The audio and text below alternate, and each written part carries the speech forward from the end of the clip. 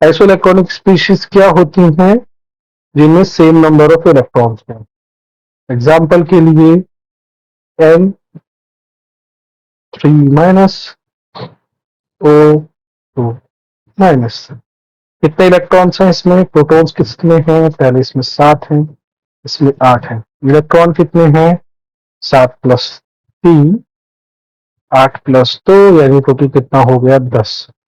तो क्योंकि इनमें 10 इलेक्ट्रॉन्स हैं, दोनों में 10 इलेक्ट्रॉन हैं, ये दोनों क्या हुई? Iso electronic species. अब आइसो इलेक्ट्रॉनिक स्पीशीज अगर हैं तो आइसो इलेक्ट्रॉनिक स्पीशीज की इंपॉर्टेंट प्रॉपर्टीज क्या क्या है? इंपॉर्टेंट प्रॉपर्टीज मतलब बेसिकली इसका आयनिक साइज कैसे वेरी करेगा।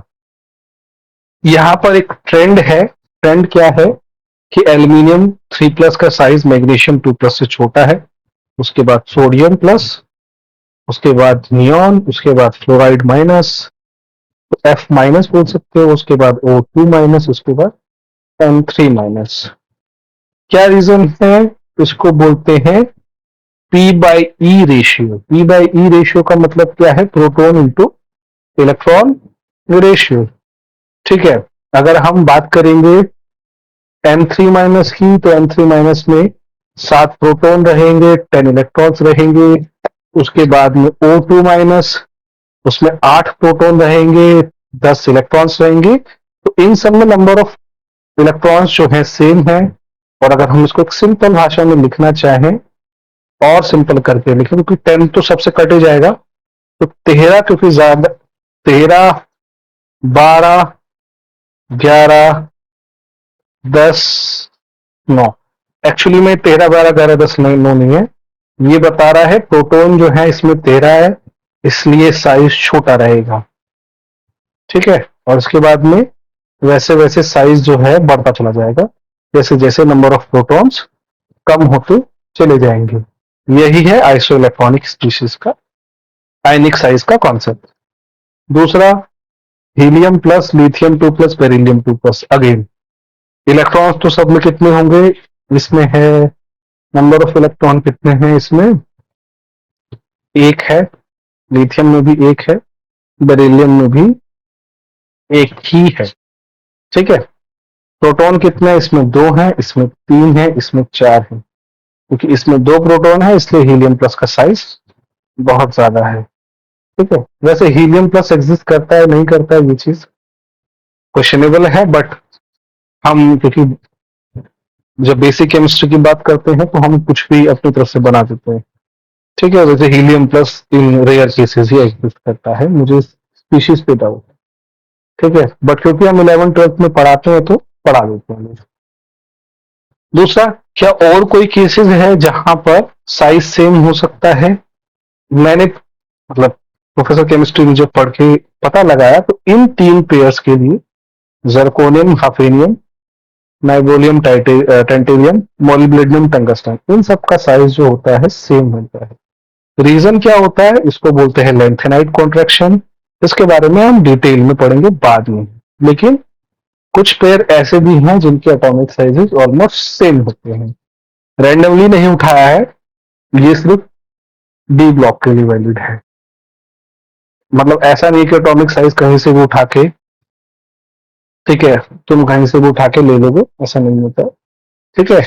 एक और कॉन्सेप्ट होता है डायगोनल रिलेशनशिप। इसमें लिथियम और magnesium, boron, silicon, nitrogen, sulphur, इस तरह से बहुत सारे जो इनकी केमिकल जो प्रॉपर्टीज हैं और physical properties, they are almost similar. तो उसको बोलते हैं डायगोनल रिलेशनशिप। उसमें साइज भी आ जाता है, तो ये जरूरी नहीं है। मैं बस इन डी ब्लॉक एलिमेंट्स में यही 3 पेयर ऐसे हैं। I am just restricted to myself D block element. तो इनमें ये 3 पेयर ऐसे हैं जिनमें साइजेस ऑलमोस्ट सेम है। ठीक है। उसके बाद में अब है हमारे पास में आयनाइजेशन एनर्जी। क्या होती है आयनाइजेशन एनर्जी? अगर हमारे पास में कोई भी एटम है, मैंने उसको एम बोला है क्योंकि मैं मेटल्स की बात करता हूं, मेटल्स ही इलेक्ट्रॉन लूज करते हैं। ठीक है। तो अगर मेटल है, वो गैस फेज में है, उसको तुम एनर्जी दोगे तो उससे इलेक्ट्रॉन, उसका वैलेंस इलेक्ट्रॉन जो है वो निकल जाएगा। इसको बोलते हैं आयनाइजेशन एनर्जी। पहला इलेक्ट्रॉन निकालोगे तो उसको फर्स्ट बोलेंगे, दूसरा निकालोगे तो सेकंड बोलेंगे, तीसरा निकालोगे तो थर्ड बोलेंगे। एल्कली मेटल फैमिली में क्या होता है, down the group ionisation energy decrease करती है। बेसिक चीजें कौन कौन सी हैं जिसकी वजह से आयनाइजेशन एनर्जी डिक्रीज करे, आयनाइजेशन एनर्जी गवर्न करे? तो आयनाइजेशन एनर्जी चार फैक्टर्स, पांच फैक्टर्स पे डिपेंड करती है। न्यूक्लियर चार्ज की वजह से साइज छोटा होता है, इसलिए इलेक्ट्रॉन को ज्यादा एनर्जी की जरूरत पड़ती है और इसीलिए आयनाइजेशन एनर्जी इंक्रीज करती है। पेनिट्रेशन इफेक्ट क्या बोलता है कि जो एस है, एस का पेनिट्रेशन जो है ज्यादा रहता है पी से।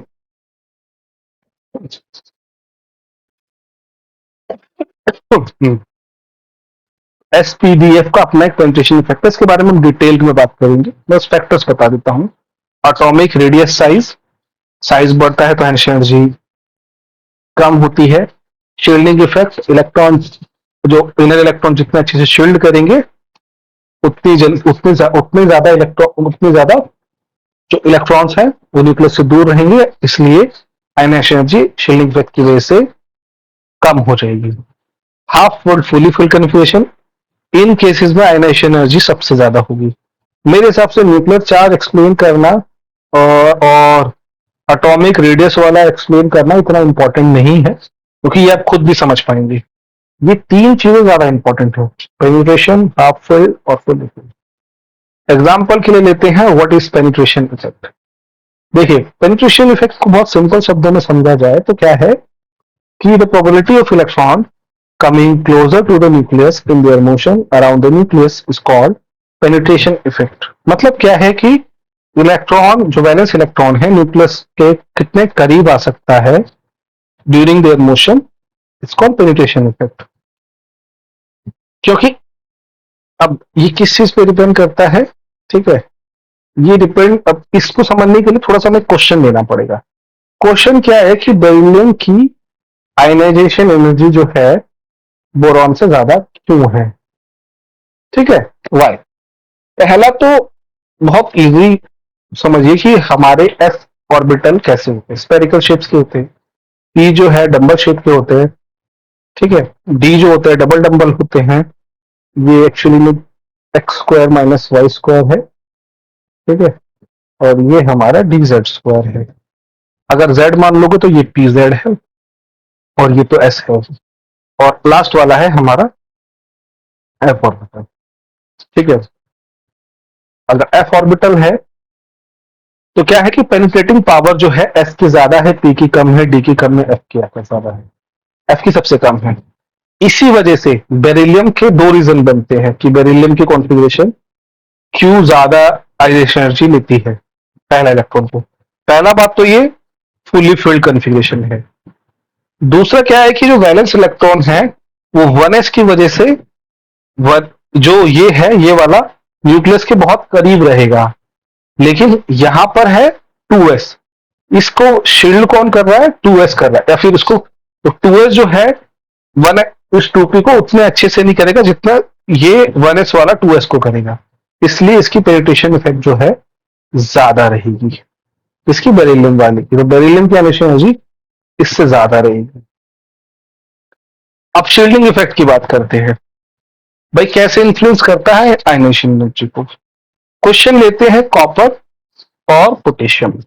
भाई कॉपर और पोटेशियम में किसकी ज्यादा होनी चाहिए? वैसे तो कॉपर की ज्यादा होती है, ये पता भी होना चाहिए, ठीक है। कॉपर की कॉन्फ़िगरेशन क्या है? 3d10 3p6। पोटेशियम की क्या है?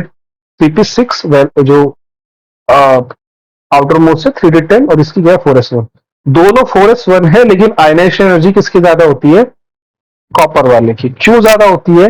क्योंकि जो डी ऑर्बिटल होता है, इसमें मैंने 3 ही दिखाए, वैसे तो 10 होने चाहिए, मतलब टोटल इसमें 10 होने चाहिए थे, 10 7 और हैं।